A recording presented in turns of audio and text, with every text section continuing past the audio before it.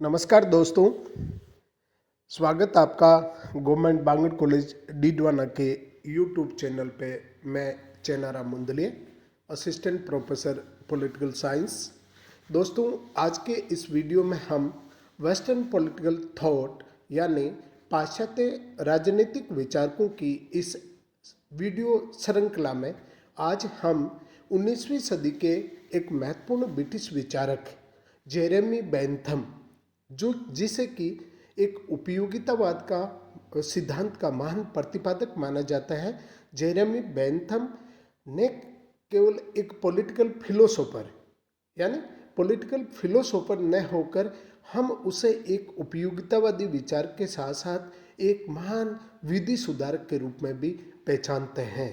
अतः आज हम इस वीडियो में बेंथम के सुधार संबंधी जो विचार थे, जिससे ब्रिटिश न केवल ब्रिटिश बल्कि संपूर्ण यूरोप की राज व्यवस्थाओं में महत्वपूर्ण सुधार किए गए, उसी के विचारों से प्रेरित होकर ऐसा संभव हो पाया।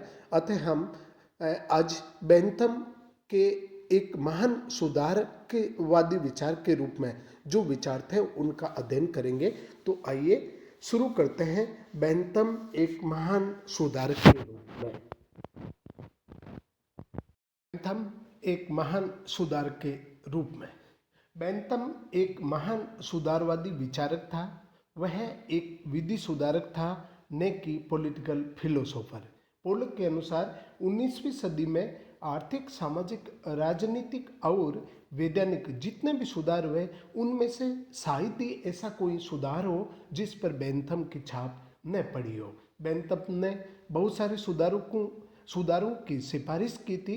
डेविडसन के अनुसार उन सुधारों में से मुख्य यह है: भ्रष्ट और सीमित संसदीय पद्धति का सुधार, नगरपालिकाओं का व्यापक सुधार, तत्कालीन अत्यंत कठोर दंड विधि को नरम करना, जेल और जेल प्रबंध में सुधार, ऋण के लिए कारावास दंड का अंत और सूदखोरी संबंधी कानूनों की समाप्ति, धार्मिक परीक्षण का अंत, दरिंदर रक्षा विधि में सुधार, समस्त भिक्षुकों की भिक्षावृत्ति को रोकना, राष्ट्रीय शिक्षा की एक व्यापक योजना बनाना, स्थानीय न्यायालयों को प्रोत्साहित देना, गरीबों के लिए सरकारी अधिवक्ताओं और वकीलों की नियुक्ति करना, वंशानुगत अधिकारों का व्यापक संशोधन और जन पदाधिकारियों का प्रत्यावर्तन। मैक्सी के शब्दों में ये कहने की जरूरत नहीं है कि जिन सुधारों का बेंथम ने इतनी तत्परता और लगन के साथ समर्थन किया था, उनमें से अनेक सुधार आज विभिन्न देशों में विधि का रूप पा चुके हैं। केटलिन के अनुसार उपयोगितावाद एक राजनीतिक विचारधारा नहीं है, प्रत्युत ये प्रधानतः एक सुधारवादी विचारधारा है। इसके प्रतिपादक बेंथम को एक पॉलिटिकल फिलोसोफर मानने की अपेक्षा हमें उसे एक समाज सुधारक मानना अधिक उपयुक्त होगा। बेंथम द्वारा प्रतिपादित प्रमुख सुधार निम्नलिखित है। नंबर 1, शासन प्रणाली में सुधार। राजनीतिक विचारकों की दृष्टि से बेंथम जनतंत्रवादी अर्थात लोकतंत्र का समर्थक था। उपयोगिता के सिद्धांत अनुसार लोकसत्ता और जनतंत्र ही उपयोगी सिद्ध होते हैं। जनतंत्र में ही सबकी स्वार्थ सिद्धि का सिद्धांत लागू हो सकता है। राजतंत्र इस दृष्टि से उपयोगी सिद्ध नहीं हो सकता। इसी प्रकार उपयोगितावादी सिद्धांत के अनुसार अल्पतंत्र भी ठीक नहीं बैठता। वास्तव में जनतंत्र ही अधिकतम लोगों के लिए अधिकतम सुख का साधन बन सकता है।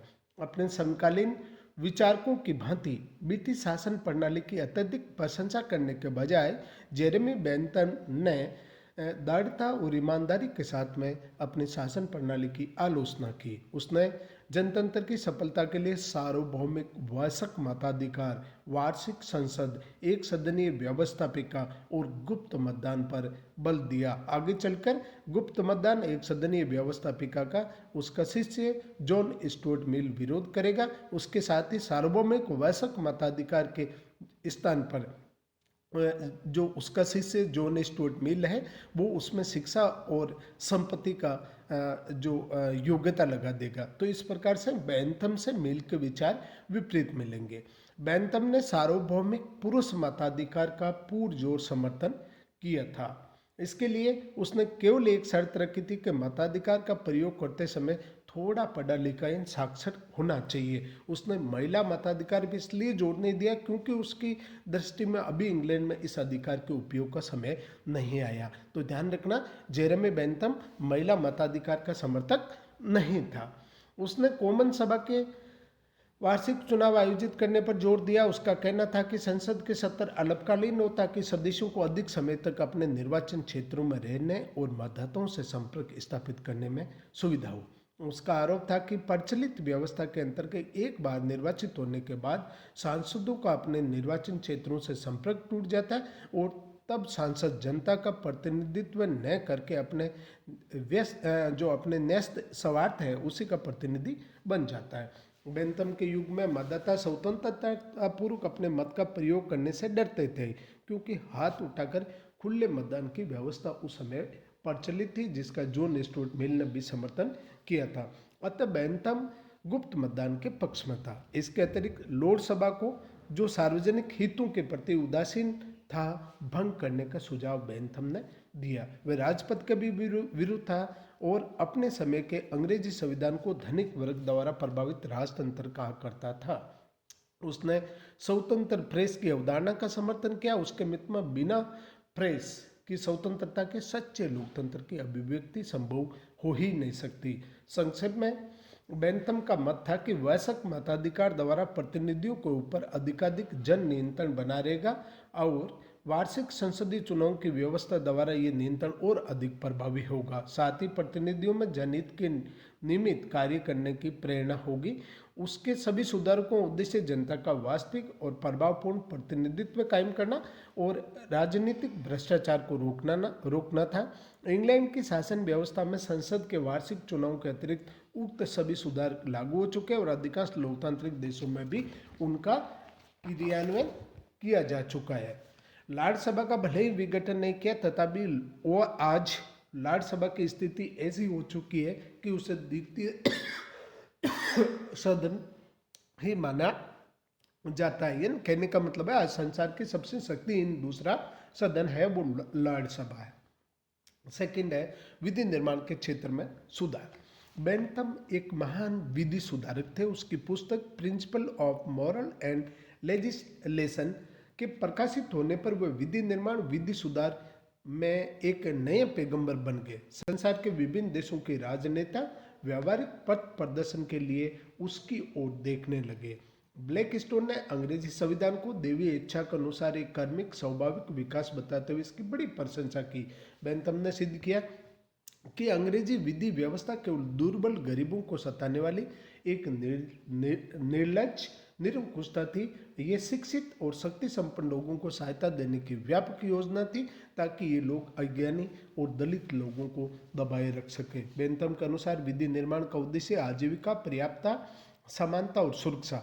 सामान्य अर्थों में जनता का हित संवर्धन ही विधि का उद्देश्य है। बेंथम का कथन है कि यदि विधियों का पालन कराना हो तो ये आवश्यक है कि विधि को जनता का समर्थन प्राप्त हो। बलपूर्वक कानून मनवाने और सार्वजनिक असंतोष का परिणाम अंतोगत्वा क्रांति ही होता है। इसलिए यदि हम चाहते हैं कि जनता आराम से कानूनों का पालन करे तो जनता को विधि निर्माण की आवश्यकता सरल और स्पष्ट शब्दों में समझाई जानी चाहिए।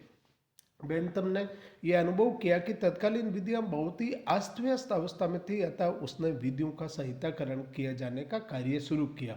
विधियों के संहिताबद्ध करने के अलावा उसने अपना ध्यान उसके स्वरूप संगठन की ओर भी दिया। बेंथम उन अनावश्यक परिभाषित प्राविधिक व्यर्थ के शब्द जाल अप्रचलित शब्दावली से चिढ़ते थे जो कि विधि निर्माताओं को बहुत ही प्रिय लगती थी। उसका कहना था कि विधियों को सीधे साधा आसानी से समझ में आने वाले छोटे छोटे वाक्यों में व्यक्त किया जाना चाहिए। विधियां उन लोगों के लिए सुलभ और सुगम होनी चाहिए जिन पर उनके पालन का जिम्मेदारी है।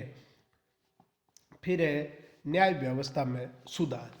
इंग्लैंड की तत्कालीन न्याय व्यवस्था भी अत्यंत दोषपूर्ण थी जिसकी बेंथम ने कटु आलोचना की। उसके अनुसार वहाँ की न्याय व्यवस्था अत्यंत जटिल एवं अनिश्चित थी। उसने पाया कि न्यायाधीश जिन विलंबकारी तरीकों का उपयोग करते हैं उनसे मुकदमों से संबंधित पक्षों का अनावश्यक खर्च बढ़ जाता है और कानून की प्राविधिकता के कारण न्याय ही नहीं हो पाता। न्याय व्यवस्था में होने वाले अनावश्यक खर्च, असाधारण देरी, अव्यवस्था और दुश्चिंता के कारण बेंथम ने अंग्रेजी न्याय प्रणाली के बारे में लिखा कि इस देश में न्याय बेचा जाता है, बहुत महंगा बेचा जाता है और वह व्यक्ति को इसका दाम नहीं चुका सकता, न्याय से वंचित रख जाता है। न्यायाधीशों के प्रति बेंथम के हृदय में बहुत ही कम श्रद्धा थी और उनकी निरंकुशता की रोकथाम के लिए जूरियों का बहुत समर्थन किया। जनमत की अभिव्यक्ति हेतु न्यायिक प्रक्रिया के प्रेक्षक नियुक्त करने का भी प्रस्ताव बेंथम ने रखा। उन्होंने ऐसा कानून स्वीकार करने का प्रस्ताव रखा जिससे न्यायिक कार्रवाई के दौरान निश्चित संख्या में नागरिकों की उपस्थिति अनिवार्य हो। इससे इस कार्रवाई की सार्वजनिक प्रत्याभूत होती, जबकि न्यायाधीश आवश्यक समझने पर इन नागरिकों को जीरे में तथा परमाणु की जांच में भाग लेने की अनुमति, जैसे सिविल सोसाइटी भाग लेती है उसी प्रकार से उसकी ये भी मान्यता थी कि विवादों का निर्णय अनेक जजों के बजाय एक जज द्वारा किया जाना चाहिए, क्योंकि इससे जज में उत्तरदायित्व की भावना पनपती है और न्याय के सम्मान की रक्षा की जा सकती है। बेंथम वकीलों की भी आलोचना करता था। उसका मत था कि वकीलों में प्राय सत्य असत्य को पहचानने का ज्ञान नहीं होता तथा ये लोग अपने स्वार्थ के लिए अपने पक्षकारों का क्या करते हैं, शोषण करते हैं और जनता को न्याय दिलाने की अपेक्षा उसे मूर्ख बनाते हैं। वह कहता था कि ये लोग आलसी, सत्य असत्य का भेद करने में असमर्थ, दूरदर्शी, जिद्दी, सार्वजनिक उपयुक्तता के सिद्धांत की परवाह न करने वाले स्वार्थी, अधिकारियों के इशारों पर नाचने वाले होता है। तब बेंथम सरल, सुस्पष्ट एवं व्यावहारिक कानून का निर्माण किए जाने के पक्ष में था, जिससे कि जनता उसे सरलता से समझ सके तथा वकीलों और न्यायाधीशों की निरंकुशता और स्वार्थ परितर से अपनी रक्षा कर सके। दंड व्यवस्था एवं जेल व्यवस्था में सुधार। बेंथम के काल में फौजदारी कानून का अत्यंत कठोर था। छोटे छोटे अपराधों के लिए मृत्यु दंड की सजा दी जाती थी। बेंथम ने इसका कड़ा विरोध किया। उसने कहा कि फौजदारी कानून मनुष्योचित हो और अपराध से अधिक कभी भी दंड नहीं दिया जाना चाहिए। अपराध का निर्णय आनंद और पीड़ा यानी सुख और दुख, यानी कहने का मतलब सुखवाद के आधार पर किया जाना चाहिए। उसका कहना है कि दंड समय एक बुराई है और पीड़ा का कारण है। दंड केवल उसे समय देना चाहिए जबकि उससे भी अधिक बड़े कष्ट का निवारण करना हो। अधिक दंड से लाभ के बदले हानि होती है। उसने दंड के 12 नियम और 12 ही लक्षण बताए। बेंथम के अनुसार दंड देते समय 4 बातें ध्यान रखें। अपराध किस प्रकार का है, परिस्थितियां जिसमें अपराध किया गया, अपराधी का उद्देश्य क्या और अपराध से किस प्रकार के व्यक्ति को क्षति या हानि हुई है। बेंथम के मतानुसार दंड निष्पक्ष होना चाहिए तथा उसके द्वारा अपराधियों को चेतावनी मिलनी चाहिए, अर्थात दंड को सार्वजनिक रूप से दिया जाना चाहिए।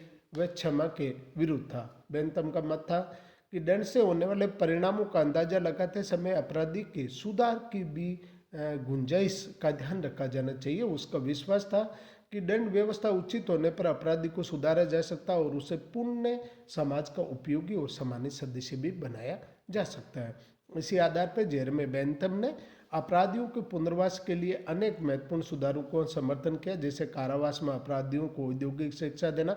अपराधियों के दैनिक जीवन को व्यवस्थित करने के लिए भी बेंथम ने एक योजना बनाई जिसे उसने पेनोप्टिकन का नाम दिया। यानी पेनोप्टिकन एक सुधार गृह या एक जेल का प्रारूप है जो जेरेमी बेंथम द्वारा दिया गया था। इस योजना के अनुसार कारागार की इमारतें अर्धचंद्राकार बनाई जाए जिससे कि जेल का अधिकारी अपने निवास स्थान से जेल की सभी कोठरियों पर भली भांति एक नज़र रख सके। इस योजना की मुख्य बातें थी सार्वजनिक निरीक्षण, सहानुभूतिपूर्ण अनुशासन और उन्नत वातावरण। जेल के समय अपराधियों को प्रारंभिक शिक्षा के साथ साथ लाभप्रद व्यवसाय कौशल की शिक्षा भी देना चाहिए। साथ ही अपराधियों को सुधार हेतु उन्हें नैतिक धार्मिक शिक्षा भी दी जानी चाहिए। इस प्रकार उनमें अच्छे चरित्र का निर्माण हो सकेगा। जेल से छूटने के पश्चात वे पुण्य समाज के स्वस्थ नागरिक बन सकेंगे। योजना के अनुसार कारावास से छूटने पर अपराधियों को कम से कम तब तक के लिए कोई काम नहीं दिया जाना चाहिए जब तक कि वे जनता का पूर्ण विश्वास प्राप्त न कर ले। यदि बेंथम द्वारा दिए गए सभी सुझावों को उनके जीवन काल में क्रियान्वित नहीं किया जा सका, फिर भी उनके समय से अब तक जो भी कारागार अनुपालियों में व्यापक सुधार किए गए, औद्योगिक विद्यालयों, सुधारशालाओं की स्थापना हुई, सबकी प्रेरणा उसी से प्राप्त हुई। उन सब का आधार वही सिद्धांत है जिसको बेंथम ने प्रतिष्ठित किया। शिक्षा योजना, विद्या, दंड व्यवस्था, राज्य के विधान आदि के लिए बेंथम ने सुधारवादी योजना नहीं बनाई, शिक्षा के क्षेत्र में भी उसने सुधारवादी योजनाएं बनाई थी। एक गरीब अनाथ बच्चों के लिए, दूसरी मध्यम तथा उच्च वर्ग के बालकों के लिए। प्रथम योजना के अनुसार अनाथ बालकों को चरित्र संबंधी शिक्षा और इसके साथ ही उन्हें कोई उपयोगी कला जिससे वे आजीविका कमाने में समर्थन हो सके। इसके साथ उन्होंने बौद्धिक विकास संबंधी शिक्षा दी जानी चाहिए। मध्यम और उच्च वर्ग के बालकों के लिए केवल बौद्धिक विकास संबंधी शिक्षा दी जानी चाहिए, धार्मिक या नैतिक शिक्षा नहीं। बेंथम के समय में ग्रीक, लैटिन आदि का अध्ययन कराया जाता था, परंतु उसने अन्य उपयोगी विषयों के अध्ययन पर भी बल दिया।